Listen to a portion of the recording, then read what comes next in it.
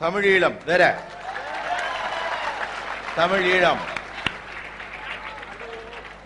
இன்றைய மாணவர்கள் இந்தியாவில் படித்துவிட்டு வெளிநாட்டில் வேலை செய்கிறார்கள், ஏன்? இந்திய மாணவர்கள், அது ரொம்ப தப்பான கருத்து. இன்றைக்கு மட்டும் இல்ல, எல்லா காலகட்டத்திலுமே வெளிநாட்டில் வேலை பார்த்தோம்.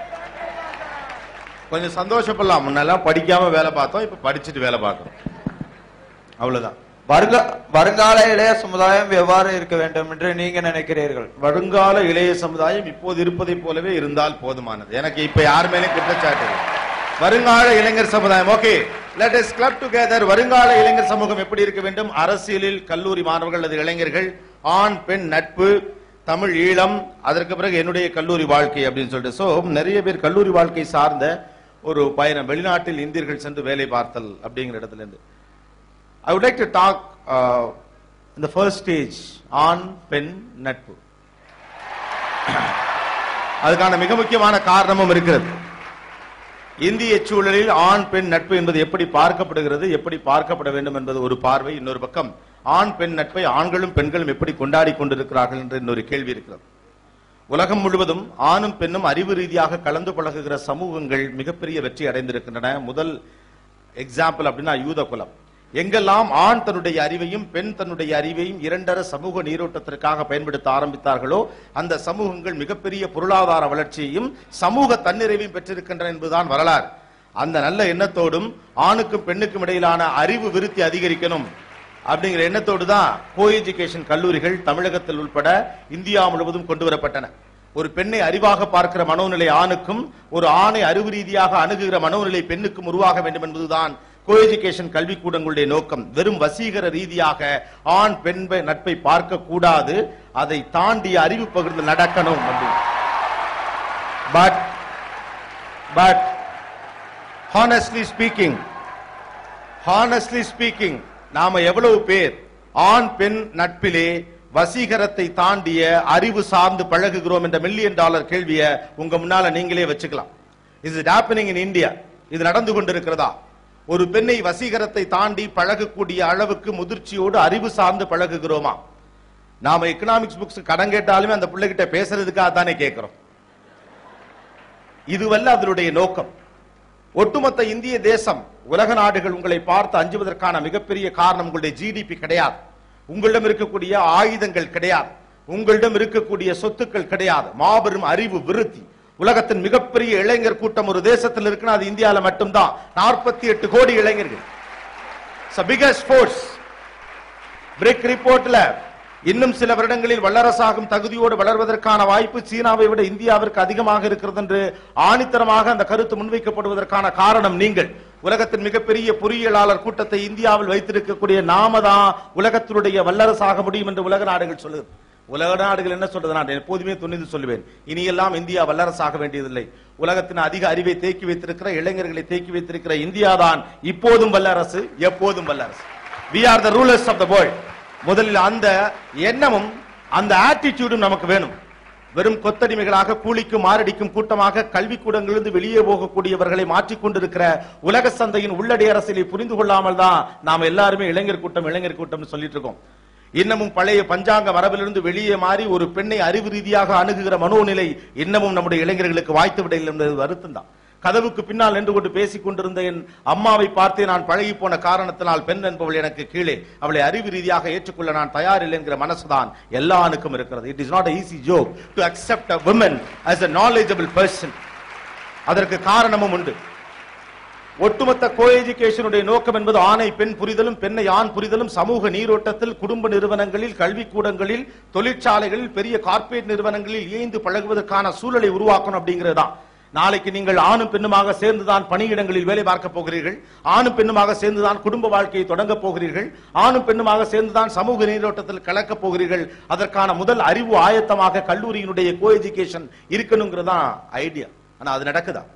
ஒரு பெண்ணிடம் என்னுடைய அறிவை காட்டுகிறேன் என்ற தோரணையில் வேண்டுமானால் நம்ம இன்டர்நேஷனல் பாலிடிக்ஸும் ட்ரிபிளியும் காமர்ஸும் எக்கனாமிக்ஸும் பேசுறோம்.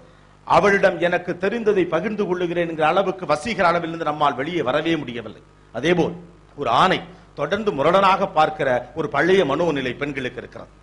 ஆம்பளை பசங்களா காட்டானுங்க. ஆணை பெண் புரிந்து கொள்ளுதல் என்பதும் பெண்ணை ஆண் புரிந்து கொள்ளுதல் என்பதும் அவர்களுடைய வெளிப்புற தோற்றத்தையும் குணாதிசயங்களையும் புரிந்து கொள்வது அல்ல. ஆணை பெண் புரிந்து கொள்ளுதலும் பெண்ணை ஆண் புரிந்து கொள்ளுதலும் அறிவு ரீதியாகவும் அறிவியல் ரீதியாகவும் நடக்க வேண்டும் என்பதுதான் இப்படியான கல்விக்கூடங்களுடைய நோக்கம். ஏன்னா ஒட்டுமொத்த இந்திய தேசத்துடைய வளர்ச்சி என்பது கடந்த பல ஆண்டுகளாக ஆணினுடைய அறிவை சபையில் முன்வைத்த காரணத்தால் மட்டுமே நினைத்திருக்கிறது.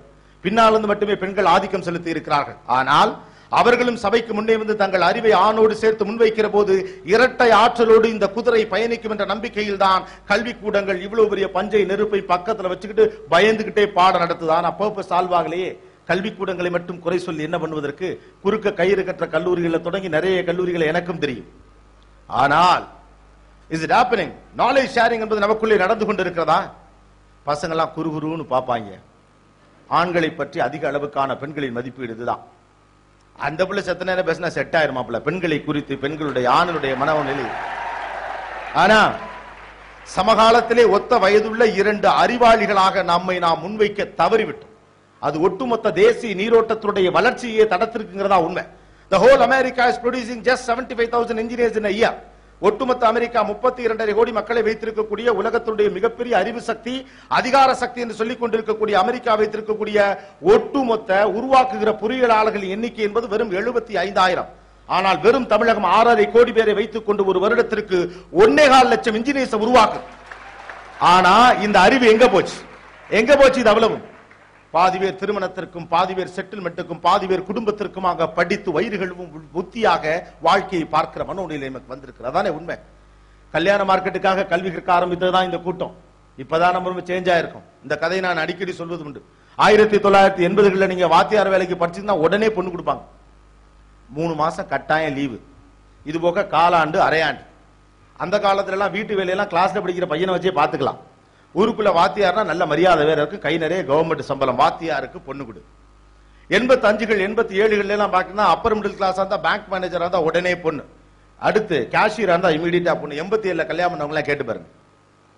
மாப்பிள்ள பார்க்க போறதுன்னு சொல்லிட்டு ஒரு ஃபார்மாலிட்டிக்கு நம்ம ஆளுங்க போவாங்க. அப்பதான் அவர் கேஷியர் காசை எண்ணிட்டு பாரு. மாப்பிள்ள கையில பணமா புழங்குது. எவன் மட்டும் பணம்னே தெரியாது.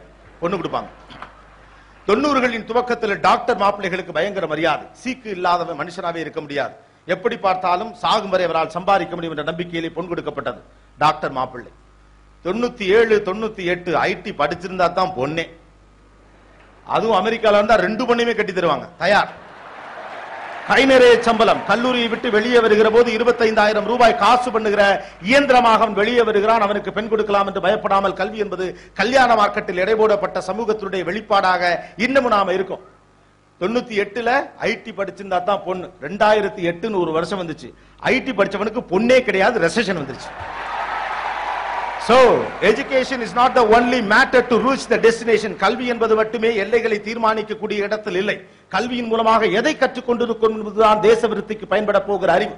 இத்தனை ஆண்டுகால கல்வி, இத்தனை ஆண்டுகால உழைப்பு, இத்தனை ஆண்டுகால பாடத்திட்டம், இத்தனை ஆண்டுகால சுய சார்பு சிந்தனை, ஆணுக்கு பெண்ணுக்கும் இடையில் இருக்கக்கூடிய வசீகர தன்மையை தாண்டிய அறிவு பகிர்தலுக்கே நம்மளை தயார்படுத்தல அப்படின்னு சொன்னா இன்னமும் சினிமா பார்த்து சீரழிகிற சாதாரண கூட்டம் தான் நாம். இவ்வளவு பெரிய அறிவையும் ஆற்றலையும் வைத்துக் கொண்டு உலகத்தினுடைய அதிகார சக்தியாக உட்கார்ந்து இருக்க வேண்டிய நாம் அமெரிக்காவின் கேள்விக்கு பயப்பட வேண்டிய அவசியத்தில் இருக்கிறோம். உலக நாடுகள்ல சின்னது பெரிதுன்னு போறோம் வரவெல்லாம் கிரிக்கெட்ல போட்டு அடிக்கிற மாதிரி அத்தனை அடிக்கலாம். பார்த்துக்கிட்டே உட்கார்ந்து இருக்கீங்க. எனக்கு கவலை இல்லை. என் கதவுக்கும் ஜன்னலுக்கும் ஆபத்து வராதவரை எதை பற்றி நான் கவலைப்பட போவதில்லை என்று இளைஞர் கூட்டம் தொடர்ந்து நம்பிக்கொண்டிருக்கும் என்றால் ஒரு நாள் உங்கள் நெஞ்சில் கத்தி குத்தும். ஐயோ என்று நீங்கள் கத்துகிற போது அடுத்தவன் எக்கனாமிக்ஸ் பேசிக்கிட்டு இருப்பான். உலக நாடுகள் எப்படி வேண்டுமானால் இருந்து விட்டு போகட்டும்.